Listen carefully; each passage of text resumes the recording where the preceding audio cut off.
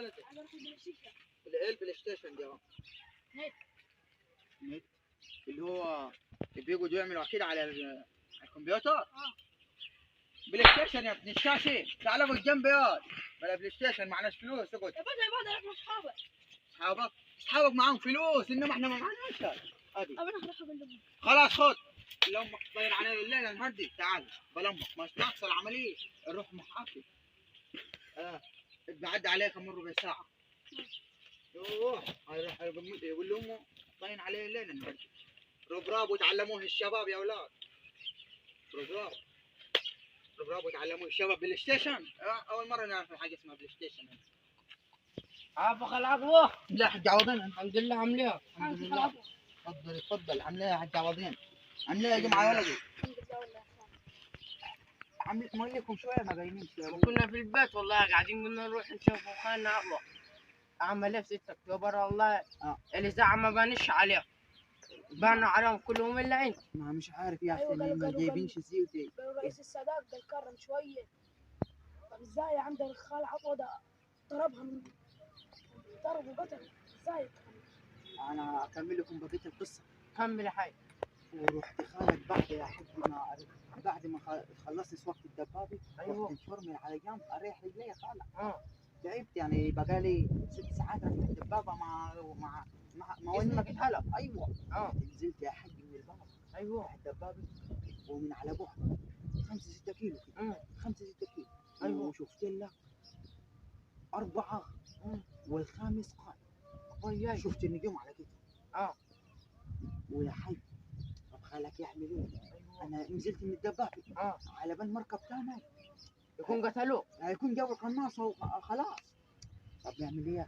وما بص لفت حواليا يمين وشمال لقيت لها قزاز فيها بوز. ورحت ماسكها وشوحها. جات في بطن الاول. ايوه طلعت من ظهره دخلت في الثاني في الثالث في الرابع. وجات عند الرابع. جات عند الرابع وراحت عملها له كذي. ايوه دخلت من بطنه طلعت من ظهره بس لوحت لفوق. اي لوحت لفوق كذي ورجعت على دماغ الثاني. جرح ثقال. لا جرح ثقال. ده انت ايدك على كده راح صاروخ. انا قلت طب دي لسه اكيد عايش.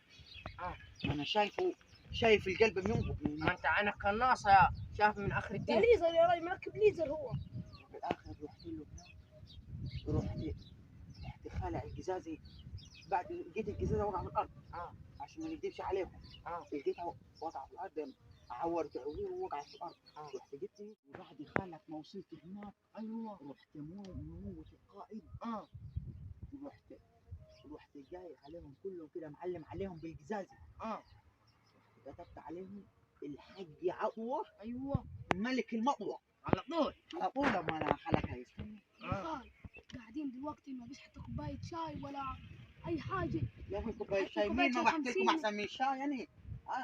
يا ابوي طبعا كنز بيبسي اثنين كنز بيبسي. السكر غالي والبيبسي غالي دلوقتي تقعد على جنب ما معناش فلوس.